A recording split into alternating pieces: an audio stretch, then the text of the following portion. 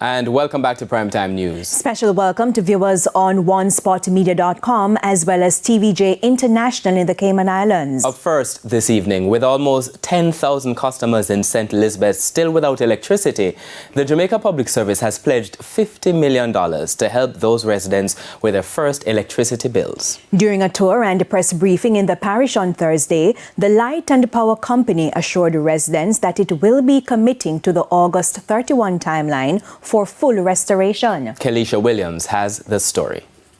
Jamaica Public Service JPS representatives in St. Elizabeth on Thursday to provide an update to the almost 10,000 customers who are still without power since Hurricane Beryl. While they still have to spend a few more weeks in darkness, CEO of the JPS, Hugh Grant, pointed residents to the light at the end of the tunnel with this announcement. We will be giving $50 million towards the electricity bills of approximately 10,000 customers here in St. Elizabeth who are still out.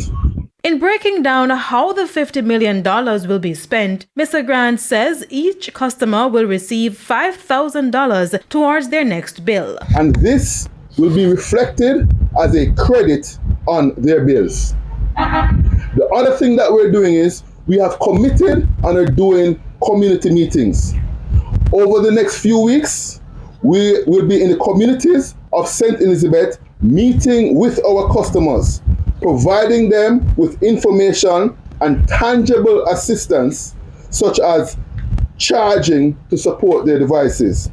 The JPS has been facing the heat in the parish over the past few weeks as residents protest the pace at which electricity is being restored to the communities. Energy Minister Daryl Vaz has also been taking the company to task for missing several of the promised deadlines for restoration. However, as the pressure mounts, reassurance from the Light and Power Company today. Our new timeline and commitment is to have the customers here in St. Elizabeth restored by August 31st.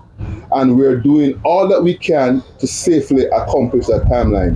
Being here on the ground, I have a great level of confidence in the team who are here strong in the order of 450 with equipment working 24/7 to achieve that particular timeline.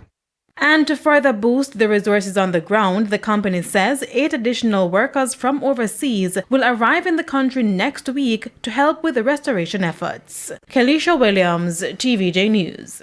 Meanwhile,